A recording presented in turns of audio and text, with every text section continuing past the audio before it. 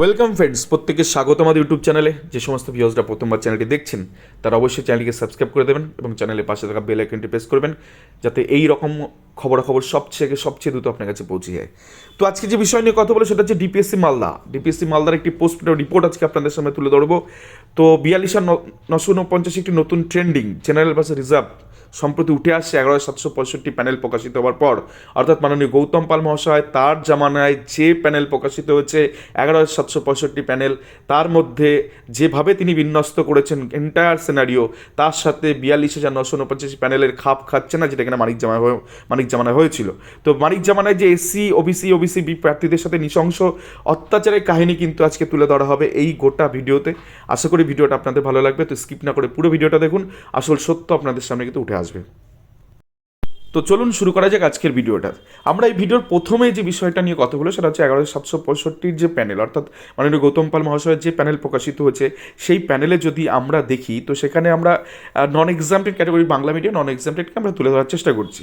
সেখানে কি হচ্ছে না, সেখানে ইউআর বা জেনারেল বা ওপেন যে ক্যাটাগরি সিট, সেখানে 3140টা সিট ছিল এবং সেখানে 3140 জনকে রেকমেন্ডেশন দেওয়া আছে। এটা ওপেন জায়গা, তো সবাই কম্পিটিশন করে ন্যাচুরালি। তো জেনারেল এখানে সুযোগ পেয়েছে, মানে চান্স পেয়েছে 1191 জন, ওবিসি 493 জন, ওবিসি বি 916 জন, এসসি হচ্ছে 527 জন এবং এসটি হচ্ছে 13 জন। মোটামুটি যারা এমআরসির মধ্যে পড়ছে তারা এর মধ্যে পড়ছে। এবার এইখানে কি ব্যাপারটা, এইখানে ব্যাপারটা হচ্ছে তারপরে এরা এখানে সুযোগ পেল না, তারপর এবং ওবিসি বি এসসি এবং এসটি, তারপর তার নিজের ক্যাটাগরিতে গিয়ে সে বিলং করবে। সেখানে চলে যাবে, যদি এমআরসির মধ্যে সে না পায় বা ওপেন সিটে বা জেনারেল সিটে না পায় বা আনরিজার্ভ সিটে না পায়, তখন সে নিজের ক্যাটাগরিতে আসবে, যেটা কিনা এখানে হয়েছে। তো এই 3140 যারা পায়নি তারা পরবর্তীতে 539-এর মধ্যে এসছে।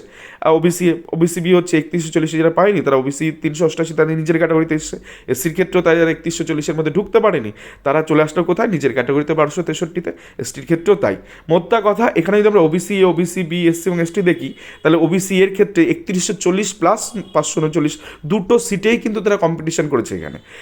যদি ওবিসি বি দেখি 3140 প্লাস 388 দুটো সিটেই কম্পিটিশন করেছে ওবিসি বি প্রার্থী। এসসির ক্ষেত্রে 3140 প্লাস 1263 দুটো সিটেই কম্পিটিশন করেছে এসসি প্রার্থী। এসটির ক্ষেত্রে 3140 প্লাস 388 এর মধ্যে কম্পিটিশন করেছে।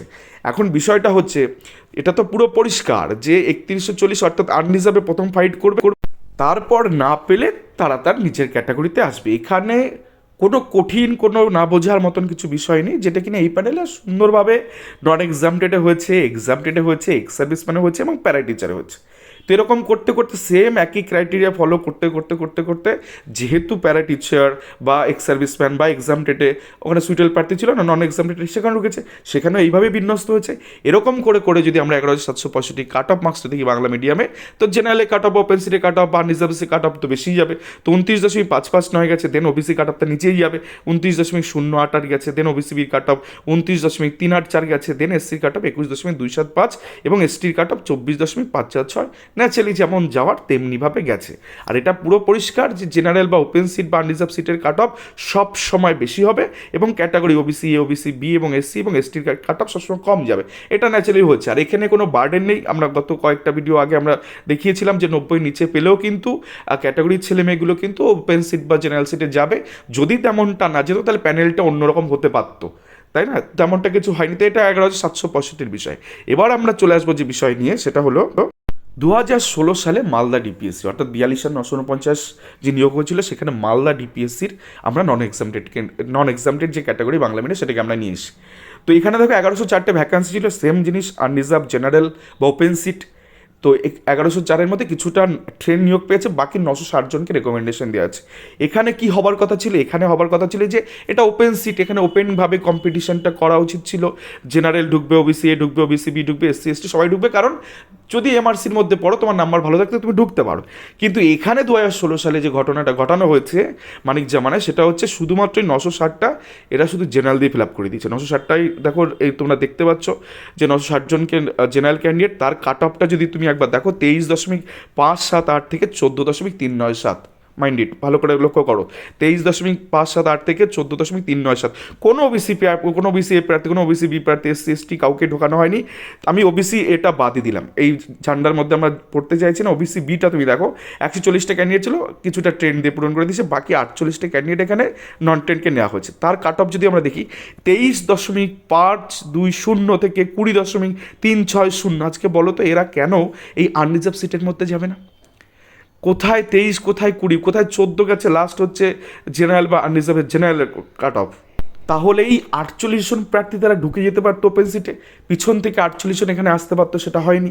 আমি চলে আসি এসসির ক্ষেত্রে, 441 জন প্রার্থী ছিল, 353 জন প্রার্থী রেকমেন্ডেশন দিয়েছে নন টেনে, তাদের কাট অফটা দেখো 24। জেনারেল যে পেয়েছে তার থেকেও বেশি নাম্বার পেয়েছে এসসি মেয়েটা বা ছেলেটা, তার কাট অফ 24.985। কেন এ জেনারেলের মধ্যে বা ওপেন সিটে একদম টপে থাকবে না? কেন তাকে ক্যাটাগরির মধ্যে টপে রেখে দেওয়া হবে? তুমি তার কাট অফটা দেখো, 353তম ব্যক্তির নাম্বার 17.189। কেন এরা নিজের ক্যাটাগরির সিটটা খাবে? এ তো ওপেন সিটে চলে যাওয়ার কথা, অর্থাৎ এই 960-এর মধ্যে 353 জনই ঢুকে যাওয়ার কথা। 48 জন যেমন যাওয়ার কথা ওপেন সিটে, তেমনি 353 জনও ঢুকে যাওয়ার কথা।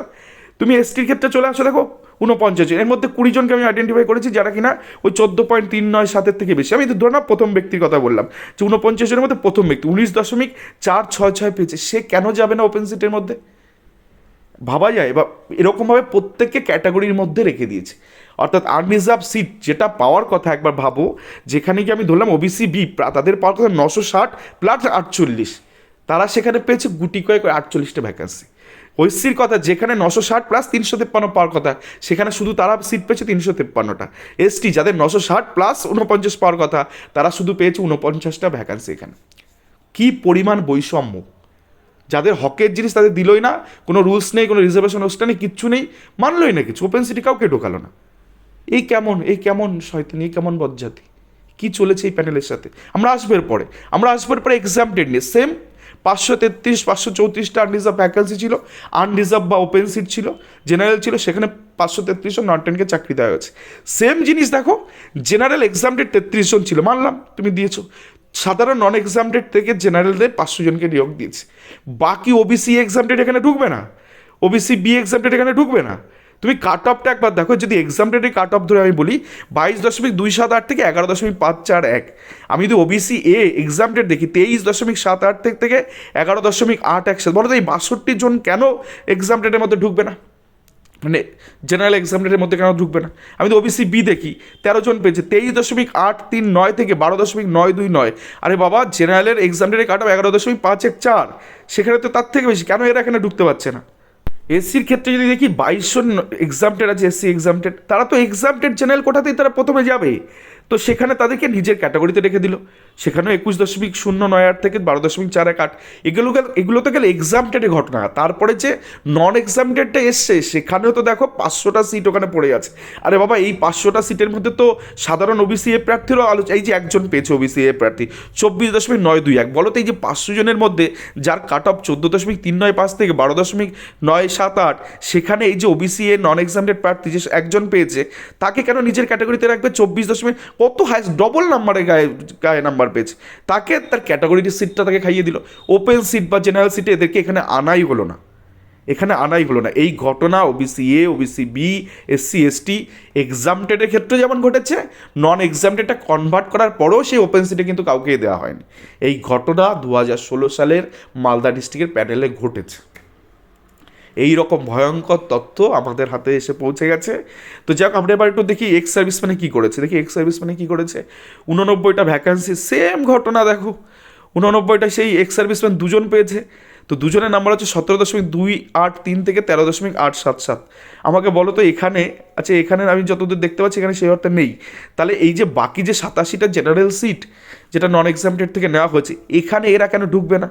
আজকে ওবিসি এ প্রার্থী, সাধারণ প্রার্থী 24.2 থেকে 22.473, এই যদি কাট অফ হয়, তাহলে জেনারেলের কাট অফ যদি 12 হয়, এরা দেখো কোথায় 22 গেছে লাস্ট কাট অফ। তাহলে এই 16 জন প্রার্থী কেন জেনারেল সিট বা ওপেন সিটের মধ্যে আসবে না? এই ঘটনা OBC A, OBC B, SC সবার ক্ষেত্রে এই ঘটনা ঘটেছে। অবাক করা বিষয়।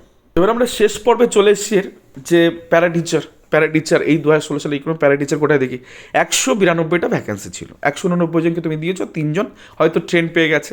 সেখানে গিয়ে এখানে আবার একটু অদৃশ্য, মানে এখানে হালকা পাতলা টাচ করে গেছে।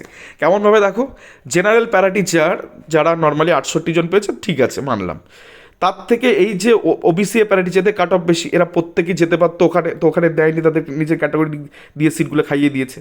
সবগুলোকে মোটামুটি এসসি এসটি প্যারা টিচার নিজের ক্যাটাগরিতে রেখে দিয়েছে, তাদেরকে ইউআরের মধ্যে ঢুকতে দেয়নি। এখানে একটা ঘটনা দেখো, ওবিসি নন এক্সামটেড কিন্তু এখানে নিয়েছে, মানে একবার তুমি নন এক্সামটেড, তুমি এক্সামটেড, এক্স সার্ভিসম্যানে কোথাও ঢুকালে না, আবার প্যারা টিচার কোথায় এসে কোথাও কি ওবিসি বি, ওবিসি এ প্রার্থী 50 জন আর রিজার্ভ সিটে তুমি দিলে। মানে কি চলেছে, প্যানেল না ছেলে খেলা, ছেলে খেলা করেছে প্যানেলটা নিয়ে, কোনো রকম কোনো কিচ্ছু নেই। একটা সাধারণ ক্লাস 2 বাচ্চাও মানে ব্যাপারটা বুঝতে পারবে যে এখানে এরকমভাবে দেওয়া যায়নি। তো এই ঘটনা ঘটেছে, আমরা এই সমস্ত জিনিসগুলো দেখি, অর্থাৎ এই 4টে ক্যাটাগরি থেকে আমরা যদি কাট অফটা দেখি, একদম হুবহু মিলে গেছে। দেখো নর্মালি নন এক্সামটেড নিজের ক্যাটাগরিতে হয়ে যাওয়ার পরে এক্স সার্ভিসম্যানে কনভার্টেড ঢুকেছে, দেন এক্সামটেডে ঢুকেছে, দেন লাস্টে গিয়ে প্যারা টিচার কোটায় ঢুকেছে। তো যদি জেনারেল প্যারা টিচার আমরা দেখি 71 জন নিয়োগ হয়েছে, তার লাস্ট কাট অফ হচ্ছে 10.252, অর্থাৎ জেনারেলের লাস্ট কাট অফ এটা। এখান থেকে পুরো পরিষ্কার হয়ে গেল যে জেনারেল 10.252 কাট অফটা নিচে গেছে। তার কারণ হচ্ছে বহু সংখ্যায় তাদেরকে, তাদের অতটা পাওয়ারই কথা না, সেখানে তাদেরকে প্রত্যেক রকম দিতে জেনারেল এক পুরো ঢেলে দিয়েছে মানিক জামানায় জেনারেলদের, তো ঢেলে দিয়ে 10.252 দিয়ে দিল কাট অফ। তো এখান থেকে যদি আমরা নর্মালি এটাকে সুন্দর করে সাজিয়ে গুছিয়ে করি, তো আমি নন টেনটাই দেখাবো। 10.252 গেছে জেনারেলের কাট অফ, ওবিসি এর কাট অফ 20.706, ওবিসি বির কাট অফ 18.851, এসসির কাট অফ 15.930, আর এসটির কাট অফ হচ্ছে 11.901। অর্থাৎ এই যে ব্যাপারটা, সমস্ত ব্যাপার ওবিসি এ প্রার্থী, বি প্রার্থী, এসসি এসটি সবাই ঢুকে যাওয়ার কথা জেনারেলের ওই 1104টে ভ্যাকান্সির মধ্যে। কারণ মানে এখানে তো শুধুমাত্র এই যে প্যারা টিচার সব কিছু ধরে আর কি কাট অফটা গেছে, অর্থাৎ যতজন প্রার্থী আর কি ক্যাটাগরি ছিল, শুধুমাত্র এইখানে 201, 140, 441, 120 নয়, ইভেন এক্সামটেডে যারা ছিল, এক্স সার্ভিসম্যানে যারা ছিল, প্যারা টিচারে যারা ছিল, সমস্ত সবাই কিন্তু প্রত্যেকটা ক্যাটাগরি আনরিজার্ভ সিটের মধ্যে ঢুকে যেতে পারতো। মোদ্দা কথা 10 পেয়ে চাকরি করছে জেনারেল একজন প্রার্থী এমডি রাজু, আর 20 পেয়ে অনেকে বাইরে বসে আছে। আমি দেখাবো 1-8টি আমার কাছে আছে, যেখানে আমি দেখাবো যে 10 পেয়ে জেনারেল প্রার্থী সে চাকরি পাচ্ছে, অথচ যাদের কাট অফটা অ্যাকচুয়ালি সব থেকে হাই হওয়ার কথা, তাদের কাট অফটা সব থেকে লো হয়ে গেছে, আর যাদের কাট অফটা কম যাওয়ার কথা তাদেরটা হাই হয়ে গেছে। গোটা প্যানেলে এই জিনিসগুলো এই ঘটানো হয়েছে। আমরা একটা আরটিআই দেখে নিই। এই আরটিআই একজন প্রার্থী, যে কিনা একজন ওবিসি প্রার্থী, তার কাট অফ মানে যদি কি মালদার ক্ষেত্রে যে সে মোটামুটি নাম্বার পেয়েছে 20.439। ভাবো এমডি রাজু 10.252 করে চাকরি করছে, শিক্ষকতা করছে, শিক্ষক স্কুলে গিয়ে পড়াচ্ছে, আর 20 পাওয়া ছেলেটা সে কিন্তু চাকরিটা পায়। তার মাধ্যমিকের স্কোর দেখো, এইচএসের স্কোর দেখো, 4.3 অ্যাডিশনাল বাদ দিয়ে তো নাম্বারটা কতটা নাম্বার এখানে পেয়েছে, 4.393, মানে অকল্পনীয়, মানে 85%, 90% এখানে নাম্বার। এইচএসের ক্ষেত্রে 82% নাম্বার, মানে ভাবা যায়। তো এই যে ছেলেটা এত পড়াশোনা করেছে, আজকে অনেকে বলে যে তুমি পড়াশোনা করো, এগুলো করে কি হবে, আরে ভাই এত পড়াশোনা করেছে, একে তুমি চাকরিটা দাওনি কেন? এই সিস্টেমের মধ্যে বলে জীবনে চাকরি পাবে, 100 ভাগ, তাও তো চাকরি পাবে না, কারণ সিটটা তো তুমি এইভাবে খেয়ে রেখেছো। আমরা আরও আসবো, শুধু একটা উদাহরণ আরও, মুফতি এমডি সোহেল, তার টেট স্কোর 3.23, এমপিতে মোটামুটি ভালো স্কোর, দেখো এইচএসও ভালো score 14.84, without interview, without aptitude test. সেখানে চাকরি পায়নি। 10 পে এমডি রাজু চাকরি করবে জেনারেলে, আর 14 পে ক্যাটাগরির ছেলেরা রাস্তায় ঘুরবে। মাসুদ রহমান মল্লিক 12.75, চাকরি হলো না। শোভন মণ্ডল 10.62, without interview, without aptitude test, চাকরি হলো না। রাজকুমার সরকার 10.36, চাকরি হলো না। মিঠুন কর্মকার 14.06, without interview, without aptitude test, চাকরি হয়নি। 11.34, চাকরি হয়নি। 10.64, চাকরি হয়নি। 12.30, চাকরি হয়নি। এদের কারোরই চাকরি হয়নি। এরা রাস্তায় ঘুরে বেড়াচ্ছে 14 পে 15 পে। আজকে ইন্টারভিউ নাম্বারটা বলে এই নাম্বারটা আরও 3, 4, 5, 6 গুণ বেড়ে যেত, মানে 5, 6 নাম্বার আরও বেড়ে যেত। তো কতটা নাম্বার তারা পেতে পারতো, সেখানে গিয়ে এরা আজকে রাস্তায় কোথাও গিয়ে বঞ্চিত।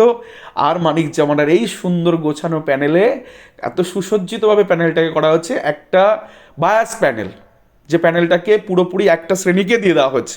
কোনো রুলস নেই, কোনো রিজার্ভেশন রোস্টার নেই, কোনো কিছু 100% রোস্টার নেই, রিজার্ভেশন রুলস কিচ্ছু নেই, নাথিং। ইচ্ছা খুশি যে যাকে পেরেছে ওখানে ঢেলে দিয়েছে। এটা সম্ভব? একটা গভর্নমেন্ট, একটা গণতান্ত্রিক একটা রাষ্ট্রে যেখানে সংবিধান রয়েছে, আইন কানুন রয়েছে, সেখানে এরকমভাবে অগোছালোভাবে জিনিসটাকে দিয়ে এই জিনিস চলছে। এটা নিয়ে কেউ কথা বলতে যাও, কোর্টের দ্বারস্থ হও, কেস দালাল। রাস্তায় পড়ে আছে, তুমি ফেলু, বটতলার ফেলু বাগেরা বাগেরা কত কিছু উপমা তারা দেয়। কিন্তু প্যানেলের স্ট্রাকচার এটা, যাদের চাকরি পাওয়ার কথা আজ থেকে 7 বছর আগে 8 বছর আগে, যারা শিক্ষকতা করবে, তারা পরিবারকে নিয়ে মানে সুন্দরভাবে মানে নিয়ম মাফিক প্যানেলের মধ্যে অন্তর্ভুক্ত হয়ে নিয়ম মাফিক তারা সংসার ধর্ম করবে, যারা আজকে তাদের চিন্তারই কিছু থাকতো না, হয়তো তারপর আর ভালো কোনো কিছু পেতে পারতো, এই মানিক জামানার এই প্যানেলের দৌলতে তারা আজকেও রাস্তার পড়ে আছে। এবং তাদের ক্ষেত্রে বলা হয় তোমরা পরবর্তী নিয়োগে কেন বসনি? আরে বাবা, এটা তো অধিকার, এই অধিকারটা তো সংবিধান দিয়ে রেখেছে। সেই অধিকারটাকে তুমি খণ্ড খণ্ড করে টুকরো টুকরো করে ভেঙে দিয়ে তুমি তার অধিকারটাকে মানে কি জলাঞ্জলি দিয়ে তুমি কাউকে একটা বায়াসভাবে এখানে তুমি ঢুকিয়ে, এসসি ওবিসি ওবিসি প্রার্থী যারা অলরেডি পিছিয়ে পড়া সম্প্রদায়, তাদেরকে নিয়ে ছেলে খেলা করেছে, নৃশংস অত্যাচার চালানো হয়েছে এই প্যানেলে। যাদের চাকরি এতগুলো বছর আগে হয়ে যেতে পারতো, তারা আজকেও রাস্তায় রাস্তায় কোর্টের মুখে মুখে ঘুরে বেড়াচ্ছে। এই ছিল আজকের ভিডিও, ধন্যবাদ সকলকে।